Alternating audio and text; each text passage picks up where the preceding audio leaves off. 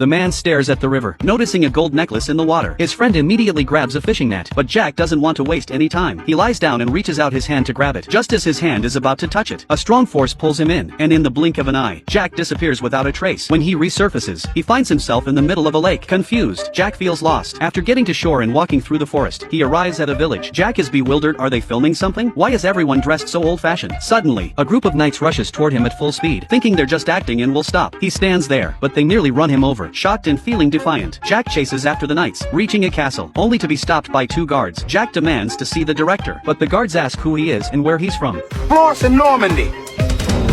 When Jack says he's from Normandy, the two guards immediately let him through, saying the king has been waiting for him. So, Jack poses as a messenger and enters the city. Right after entering, he meets a beautiful woman. Just as he's about to flirt, a general swoops in and interrupts him. This makes Jack really angry. It's that guy on the horse again. Jack goes up to argue, but the general is tough, pulling out his weapon to shut Jack up. Jack instantly backs down, but luckily, a staff member arrives to take him to meet the king. In the king's palace, the king asks when the duke will come to propose. Jack, dodging the question, remarks on how luxurious the palace is and that it must have cost a fortune to decorate. The king, annoyed, asks again when the duke will propose, and Jack casually replies that the duke will be back on Tuesday. The king is thrilled upon hearing this and immediately orders his men to prepare a banquet, suggesting that Jack rest a bit first. But after taking a few steps, Jack suddenly feels the need to use the restroom. A servant tells him the restroom is over there. Jack rushes in, locks the door, and turns around, only to be horrified by the smell. The stench is so overwhelming that Jack struggles not to throw up. He quickly bursts out of the restroom, only to hear a group of people shouting about going to a gathering. Curious, Jack follows them and sees a man lying on the execution platform. As the blade falls, something rolls to Jack's feet, and he picks it up for a closer look.